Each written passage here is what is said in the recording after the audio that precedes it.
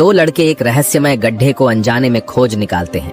उसके अंदर से लगातार बदबूदार गैस निकल रही थी, यहाँ तक कि जलती हुई आग भी हल्के हरे रंग की दिखाई दे रही थी। उनमें से एक ने नीचे एक लकड़ी फेंकी। वो असल में गड्ढे की गहराई को नापना चाहता था, लेकिन उसने गलती से अंदर छुपे प्राचीन जीव को जगा दिया। आसपास के गांवों के लोग एक ही झटके में तबाह हो गए। जो लोग बच पाए उनकी संख्या बहुत ही कम थी। आखिर हुआ क्या था?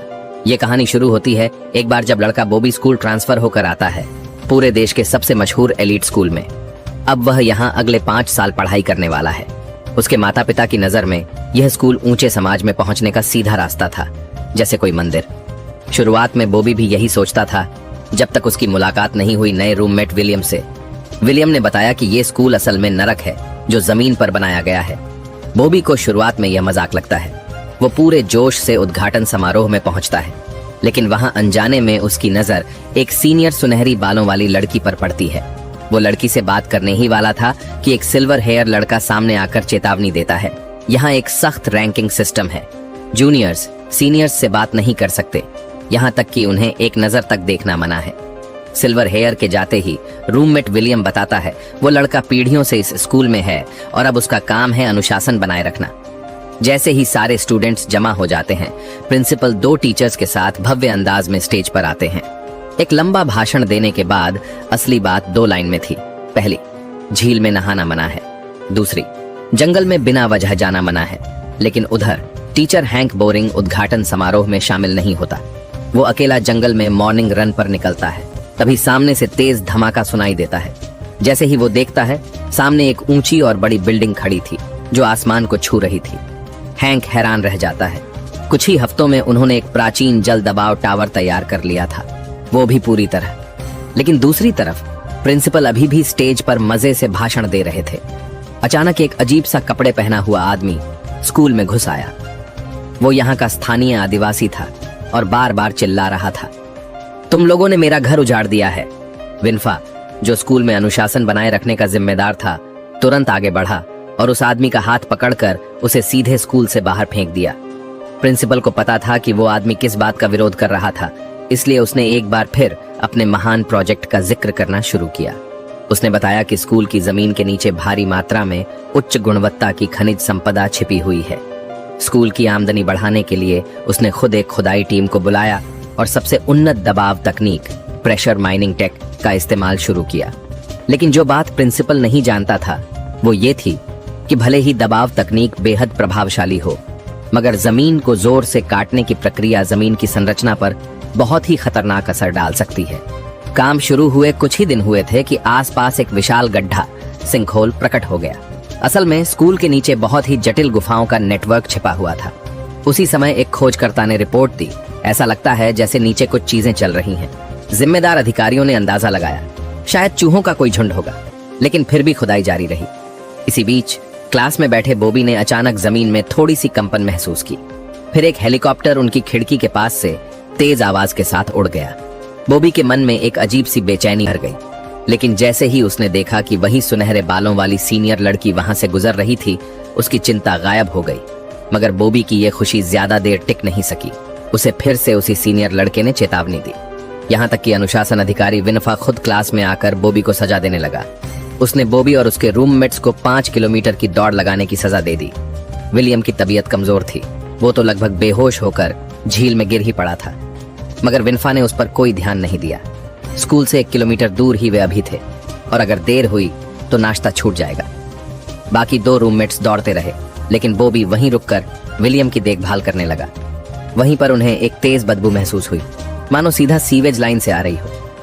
बॉबी और विलियम ने आपस में मजाक किया, कहीं ये नाला तो नहीं जा रहा स्कूल के नीचे। नाश्ता छूट न जाए, इसलिए विलियम ने बॉबी से कहा, चलो शॉर्टकट लेते हैं और इस छोटे से जंगल के पार चलकर चलते हैं। इस वक्त वे प्रिंसिपल के किसी भी आदेश की परवाह किए बिना बस आगे बढ़ते रहे।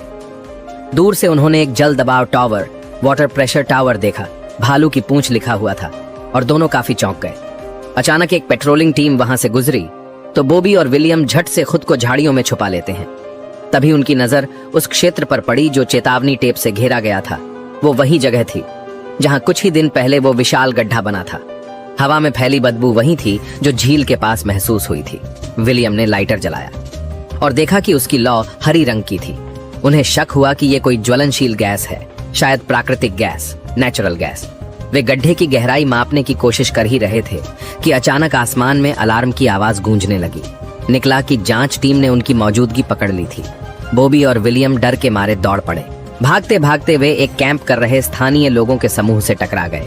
उनमें वही युवक भी था जो कल ओपनिंग सेरेमनी में बवाल कर रहा था। जब उन्हें पता चला कि बॉबी और विलियम छात्र हैं, तो उनका लीडर, एक बड़ी दाढ़ी वाला आदमी, ताने मारने लगा। तुम लोग खुद को कितना बड़ा समझते हो, लेकिन सच्चाई सामने है। वो पानी के नीचे बना गड्ढा ही सबसे बड़ा सबूत है। उसका मानना था कि वो गड्ढा पृथ्वी के गर्भ में जाने का रास्ता है और जो कुछ स्कूल कर रहा है उसका अंजाम बेहद भयानक होगा। बॉबी और विलियम के रोंगटे खड़े हो गए। उस रात उन्हें बुरे सपने आए। बॉबी तो डर के मारे नींद से उठ बैठा। वो सो नहीं पा रहा था, इसलिए चुपके से सीढ़ियों के पास जाकर मोबाइल देखने लगा। लेकिन दुर्भाग्य से एक टीचर गश्त पर था और उससे टकरा गया। बॉबी घबरा गया और छुपने के लिए अंधे कोने में भागा, पर गलती से वो एक गुप्त तहखाने में जा गिरा।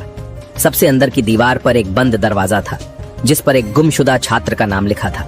बॉबी बुरी तरह डर गया। अगली सुबह उसने तुरंत अपनी माँ को कॉल किया। ये स्कूल बहुत डरावना है, मैं एक पल भी और यहाँ नहीं रह सकता। लेकिन तभी सुनहरे बालों वाली सीनियर, जिसे वो पहले भी देख चुका था, उसके सामने आ गई। बॉबी के सारे डर जैसे पलक झपकते ही उड़ गए। उसने फौरन फोन काटा और उस सीनियर से बात करने लगा। पता चला उसका नाम अन्ना है और वो यहाँ पिछले 5 सालों से रह रही है, जिसके चलते उसे स्कूल की सच्चाई और रहस्य अच्छी तरह मालूम है। बॉबी एक नवागंतुक के रूप में खुद को समझा रही थी। 5 साल की मेहनत के बाद यही जगह स्वर्ग बन जाएगी।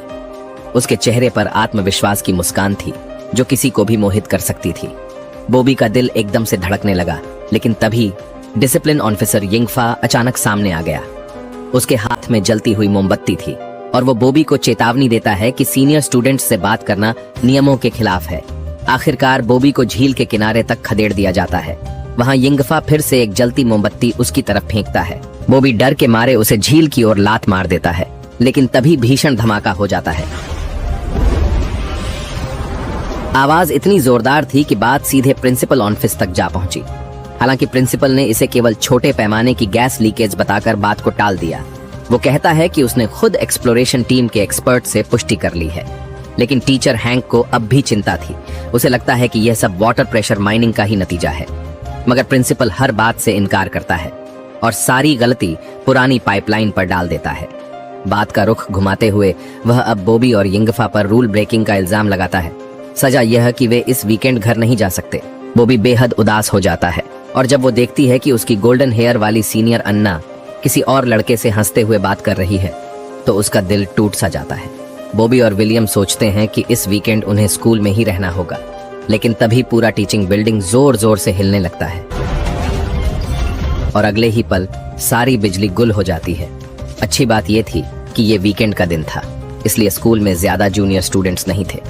मगर वे नहीं जानते थे कि माइनिंग टीम के सेंसर्स ने फिर से गड्ढे के अंदर कुछ जीवों की हलचल को पकड़ा था और अगले ही पल उस साइट की सुरक्षा में लगी लोहा कंटी फेंसिंग को जोर का धक्का लगा।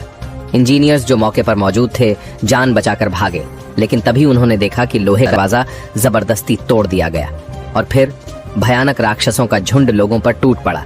वो जानवरों की तरह चीरते फाड़ते इंसानों पर झपट रहे थे।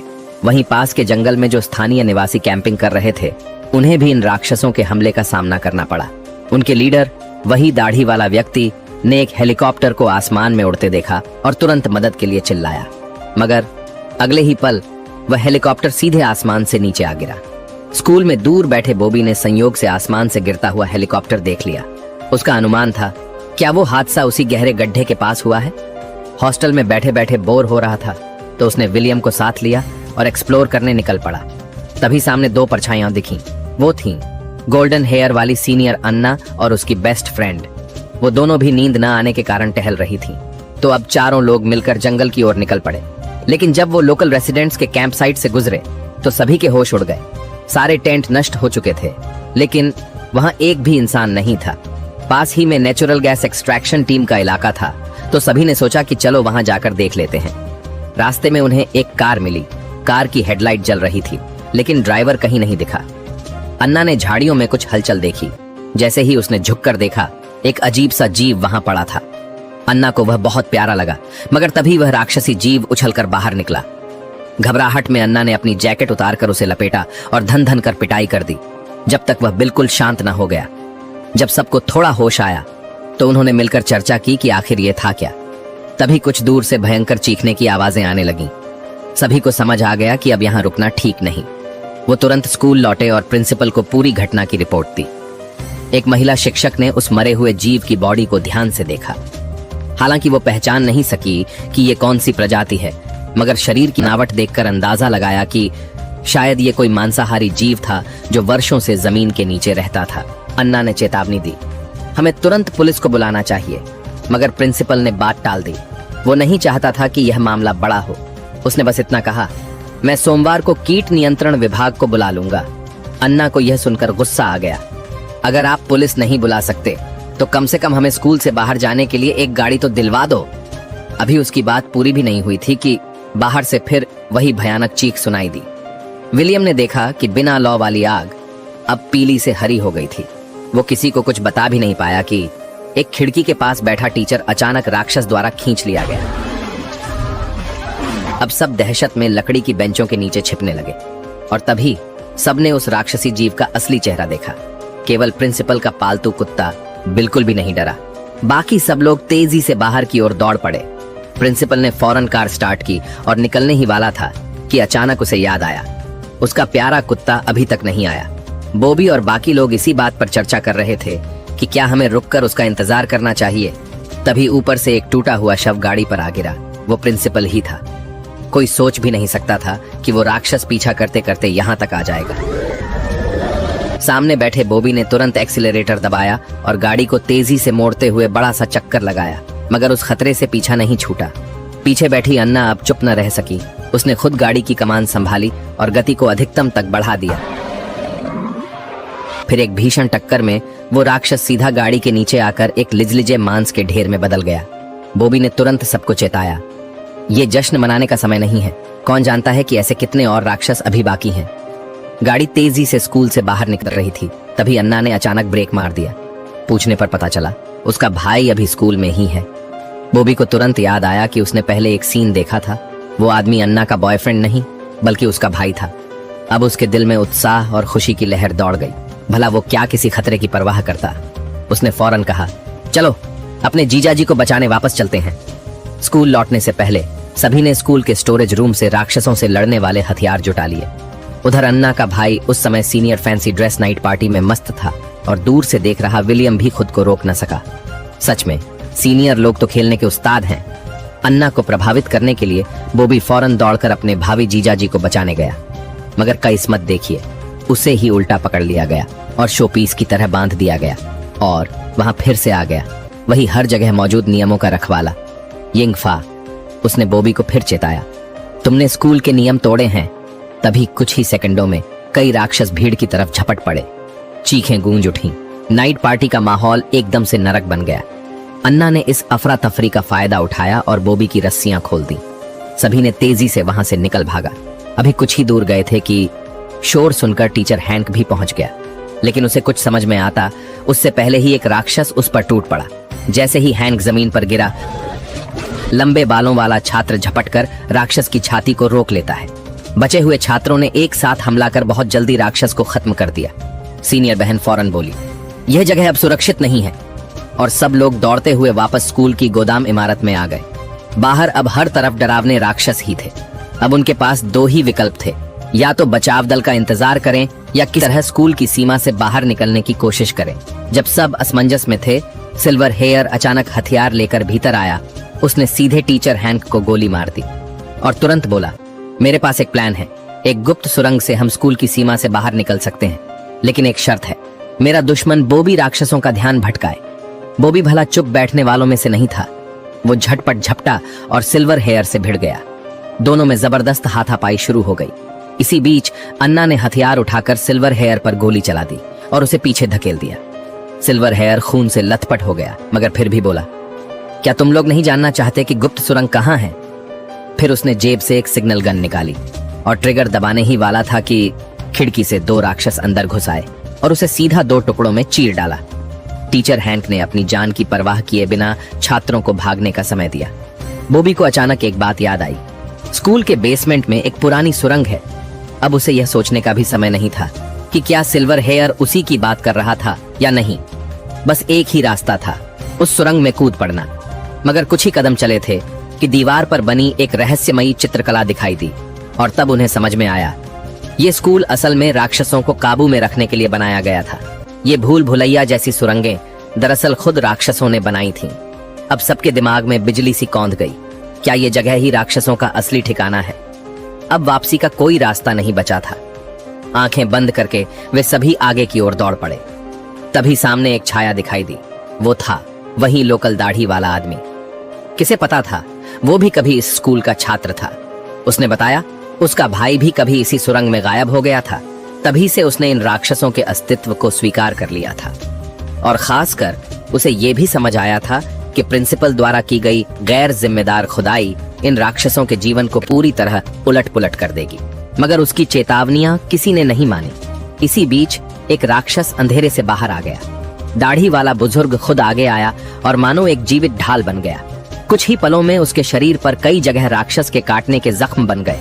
मगर अपनी आखिरी सांसों में भी उसने छात्रों को सही रास्ता दिखा दिया और राक्षस को रोके रखने की पूरी कोशिश की।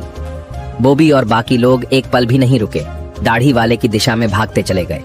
रास्ते में फिर राक्षसों से सामना हुआ, लेकिन उन्होंने डटकर मुकाबला किया। अंधेरे में रास्ता टटोलते हुए काफी देर बाद वे उस निकास द्वार तक पहुंच ही गए जिसका जिक्र दाढ़ी वाले ने किया था। बॉबी जानबूझकर सबसे पीछे रुक गया और अपना लाइटर जलाकर उस सुरंग में फेंक दिया। उसे पहले से ही अंदाजा था कि पूरी सुरंग प्राकृतिक गैस से भरी हुई थी।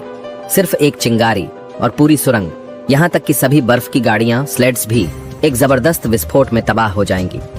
यही था कसाईघर सिद्धांत की पूरी कहानी।